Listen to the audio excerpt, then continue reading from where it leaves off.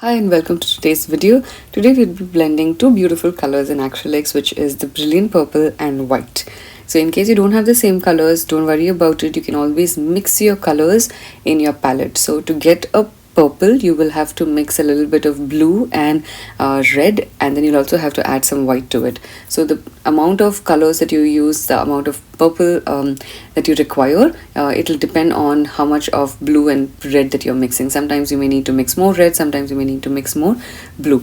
Of course, it's not going to be exactly same as the purple that I'm using today, but you can get some version of it.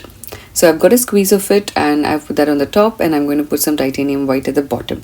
So I like these kind of colors which come directly in tubes of acrylics because it's a little hard to mix the exact same tone by yourself.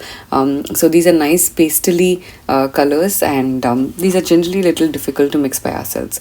So I've got a flat brush and I've wet it a little bit. I'm going to go in one swift motion left to right, and I'm just moving my colors along, and you can see it's so creamy and really nice and very opaque.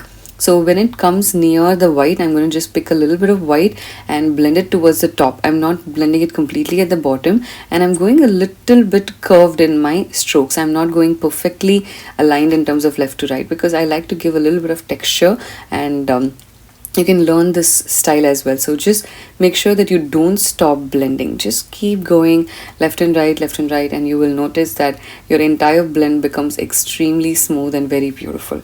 Like you can see over here, on the top it is a little dark, in middle it is mid-tone, and at the bottom it's a little white. If you feel at any point that there is a lot of color in your brush which is white, then you can just wash your brush, and then you can just in the middle you can just blend it a little bit, and then you can go ahead. I really like how this has come out, and once it's dry it'll still dry glossy, which is why it looks like it's still wet, but it's not completely wet. It's completely dry right now. So that's for the tutorial for today. I hope this was useful for you, and I will see you soon for the next one. Bye bye.